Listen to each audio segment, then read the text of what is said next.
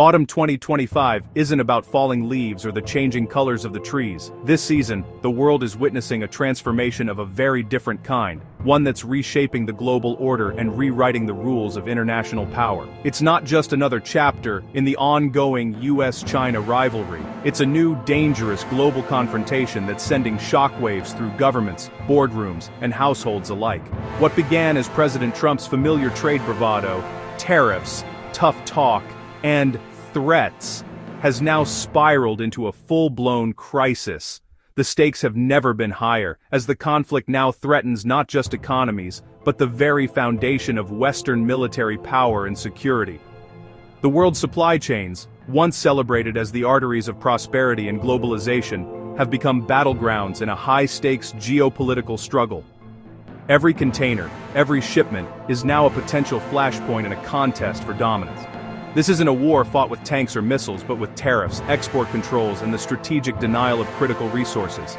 Economic weapons are now just as powerful as military ones, and the consequences are felt in every corner of the globe. China, having secured dominance over rare earth elements and other strategic minerals, is no longer just a participant, it's a power broker. With the ability to choke off supplies vital to technology and defense, Beijing is ready to use its leverage to maximum effect. For years, the West's relentless pursuit of efficiency and lower costs led to outsourcing and offshoring, leaving critical defense supply chains vulnerable.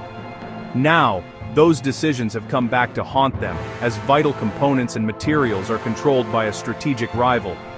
Today, the Pentagon and its allies are waking up to a harsh new reality, one where the tools of defense, from advanced semiconductors to rare minerals, are no longer guaranteed. The era of easy access is over, and the world must adapt to a new, uncertain balance of power. The crisis erupted suddenly in April 2025, sending shockwaves through global markets and boardrooms alike. What began as a tense standoff over trade quickly escalated into a full-blown economic confrontation, with the world watching anxiously as events unfolded. In a move that stunned both allies and rivals, President Trump announced a sweeping 10% tariff on all U.S. imports, vowing to protect American industries and jobs. The decision was met with immediate concern from economists and business leaders who warned of dire consequences for the fragile global recovery. Markets plunged into chaos, with investors scrambling to assess the fallout, yet Trump remained defiant, doubling down on his strategy and insisting that China would have no choice but to back down.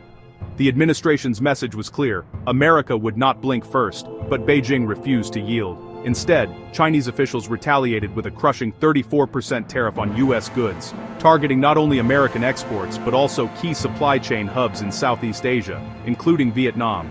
The message from China was equally clear: they were ready for a prolonged fight. For American companies, the impact was immediate and severe. Many had spent years and billions of dollars diversifying their supply chains, only to find themselves trapped by the sudden escalation. Executives were left frustrated, workers anxious, and entire industries teetered on the brink. Legal challenges began to mount as production lines ground to a halt and warehouses stood empty. Losses piled up, and the sense of uncertainty deepened with each passing day. The business world was desperate for answers, but none were forthcoming. Yet, as dramatic as the tariff war seemed, it was only the opening act in a much larger geopolitical drama. Behind the scenes, new strategies were being devised, and the stakes were about to rise even higher. While the world's attention remained fixed on consumer goods and manufacturing, China quietly prepared to weaponize its control over a far more strategic resource: rare metals essential for high-tech industries, defense, and energy. This move would have consequences far beyond tariffs and trade. As world leaders gathered in emergency summits and crisis points flared across the globe, it became clear that the real crisis was only just beginning. The fragile web of global trade was unraveling, and no one could predict what would come next. The world was about to learn, in the harshest possible way, just how vulnerable it had become to the forces of economic warfare and strategic resource control. At the heart of the crisis is titanium, a metal essential to modern military hardware. Its unmatched strength and lightness make it vital for aircraft like the F-35, which relies on titanium sponge for critical components. Without it, production halts and military readiness collapses. While titanium ore is common, refining it into high-purity sponge is complex, and China leads the world. The US, once self-reliant, now depends on imports for its defense needs. Warnings about this vulnerability were ignored in the pursuit of lower costs. The assumption that new sources could be found in a crisis has proven dangerously naive. Now a single supply chain decision threatens the entire Western defense enterprise.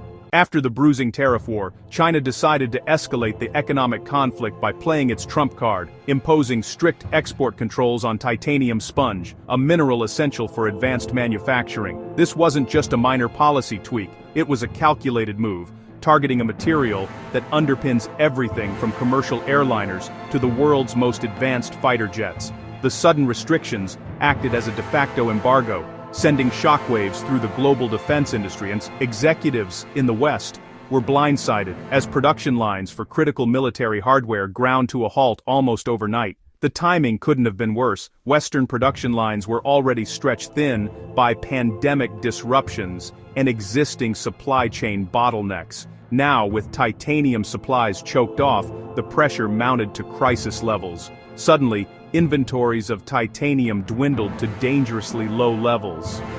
Executives scrambled to find alternative suppliers, but few options existed. Urgent meetings were held as companies realized the scale of the looming crisis. This wasn't a knee-jerk reaction from Beijing. It was the result of years of strategic planning, with Chinese officials carefully mapping out how to leverage their dominance in critical minerals for maximum geopolitical impact. By investing heavily in mining and refining, China had quietly secured control over the world's supply of titanium and other rare minerals. This gave Beijing a powerful new lever in global affairs, one that could be pulled at a moment's notice. The titanium squeeze crippled U.S. military production, stalling assembly lines for fighter jets and other advanced systems. It sent a stark warning to America's allies. Their own security was now tied to China's supply chain decisions. Siding with Washington in any future conflict or dispute now carried a steep price. Allies were forced to reconsider their positions, knowing that access to critical materials could be cut off at any time. China's message was unmistakable: support the U.S., and your own security could be at risk. The world was forced to reckon with a new reality, where economic power could be wielded as a weapon. The world's most advanced militaries, once confident in their technological edge, now found themselves at the mercy of a single, fragile supply chain, one controlled by a strategic rival. The titanium shortage hit the U.S. military hard. F-35 production slowed, threatening a critical gap in air power. Allies like the UK, Australia, and Japan faced the same delays, undermining their defense plans. Older aircraft had to stay in service longer, eroding the West's technological edge. The crisis spread to ships, missiles, and drones, anything needing titanium. The Pentagon scrambled to ration supplies, but the damage was done. The West's faith in global supply chains was shattered, exposing a dangerous dependency.